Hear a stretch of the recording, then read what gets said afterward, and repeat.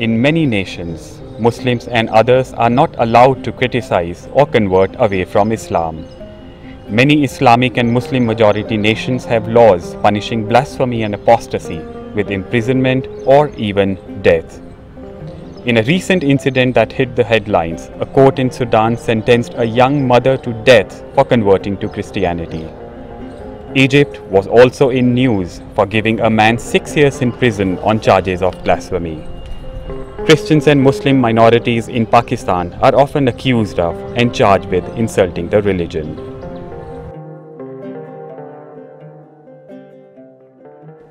The cases, unfortunately, are not isolated, and they are prevalent. In Egypt, in recent weeks, there have been 3 people convicted of blasphemy.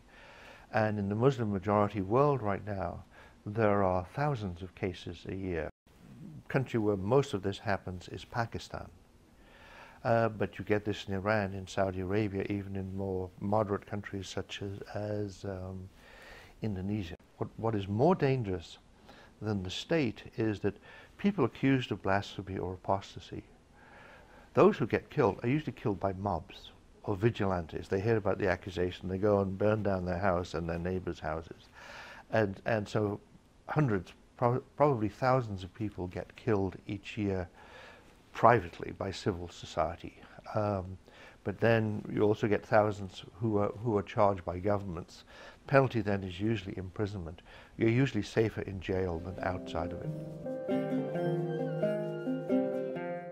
Other nations do that. In Russia, this punk rock group, Pussy Riot, sort of disrupted an Orthodox church service, and amongst the charges against them were blasphemy charges. I think they should have been charged with trespass or something, but blasphemy on top of that. There have been cases in Poland, in Germany. So in Europe, sporadic cases, but very few. In India, you get similar charges, usually against insulting other religions with the goal of preventing riots or keeping harmony in there. So there are instances in other places in the world, but well over 90% of what we're talking about is occurring right now in the Muslim-majority world.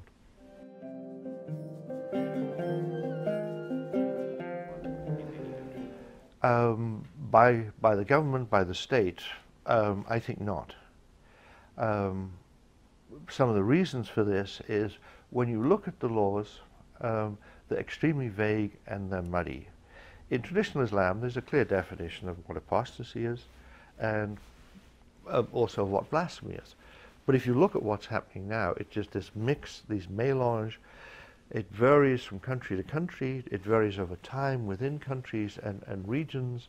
And there have been people accused of blasphemy and then executed for apostasy, and they weren't charged for that. I mean, the laws are also being misused by states to repress their opponents. And the indications we have are that having such laws does not reduce violence and animosity between religions. It tends to increase it. I mean, this doesn't, if someone says, well, forget about people, I'm defending the reputation of God, that's a theological argument, which I couldn't get into right now. But in terms of communities living together, of having peace, of lessening insults, these laws don't do that. They're counterproductive.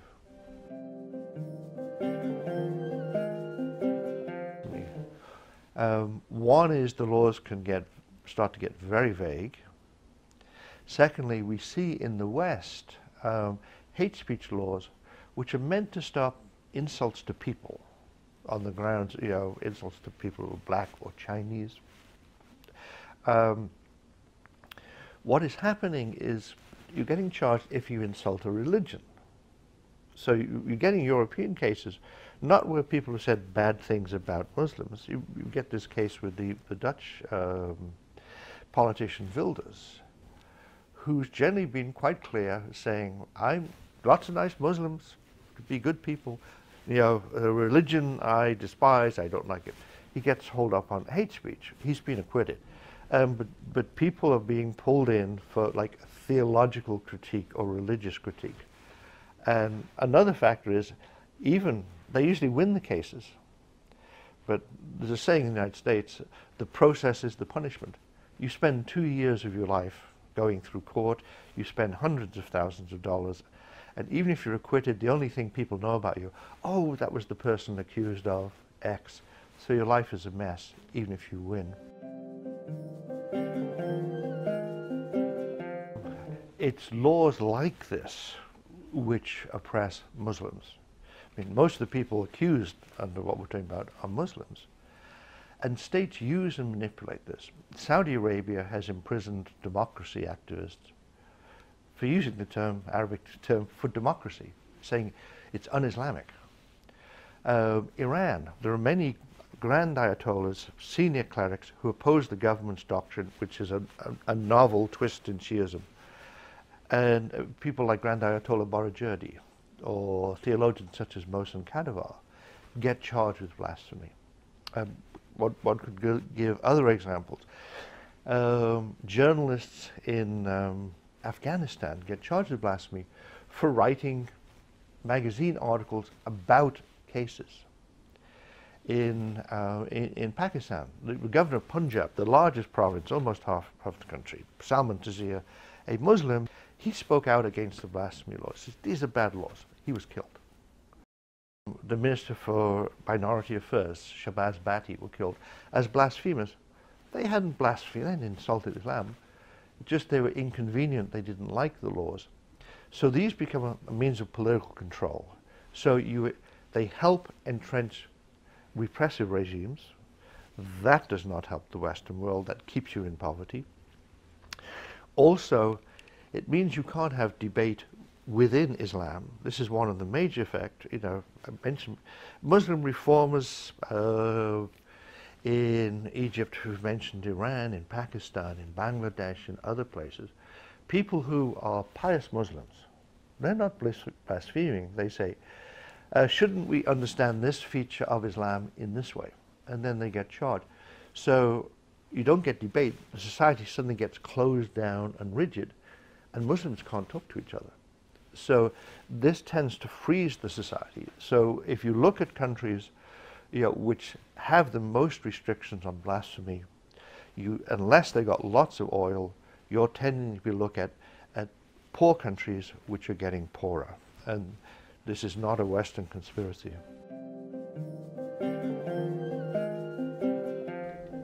Yes, there is.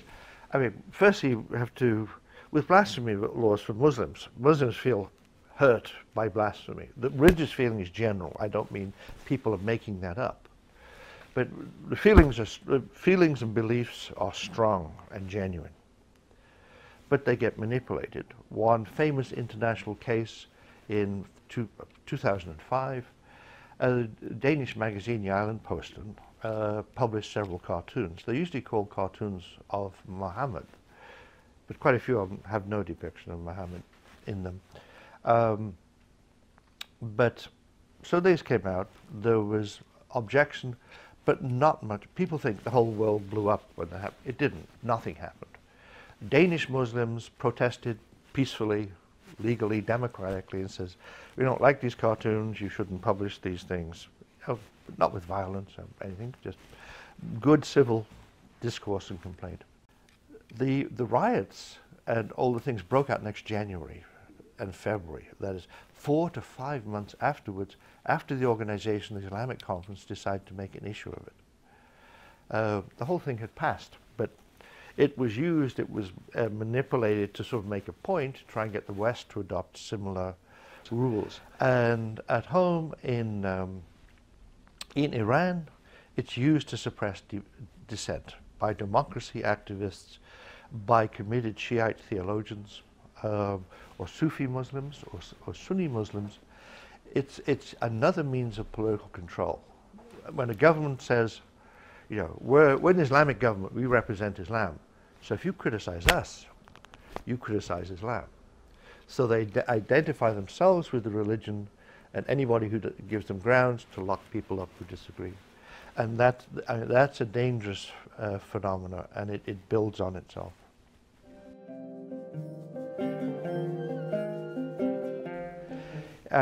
It affects us in a few ways. One is, we mentioned hate speech laws before. These tend to be becoming blasphemy laws in the West. And we're, so to speak, importing blasphemy laws. The old traditional ones in Europe haven't been used for 50 years, but we're using hate speech laws as blasphemy laws, and we'll get into the same problems they have in other countries. Certain things you're not allowed to discuss anymore. The Organization of the Islamic Conference, through the United Nations and elsewhere, is pushing for international restrictions on criticism of Islam. Both these are dangerous because they're exporting what is already terrible at home and trying to get us to adopt that model. So there's that effect, and we need to stand against that. And then when you have countries where such laws are entrenched, they get rigid, frozen, poor, violent, and then tend to be a threat to their neighbors. As we know, a repressive regime which is in trouble, you know, it's people aren't free, they're not happy, they're poor, they're not happy. What do you do if you want support? Or find an enemy, and everybody rallies against the enemy. So there's a tendency, you know, it's not one-to-one, it always happens, but there's a tendency for such states to be belligerent towards other countries in order to get support at home.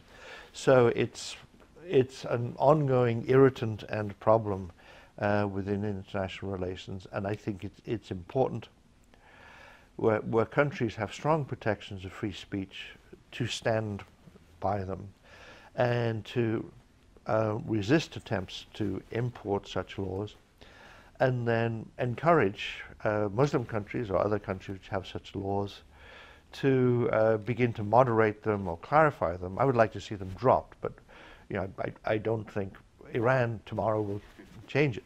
But you can move steps to improvement and show that these laws cause problems, and in fact there's no indication that there's any drop in blasphemy because of these laws. So it can create problems for us by leading to failed states, and we need to do all we can to resist controls on freedom of speech and freedom of religion. Thank you very much indeed for having me.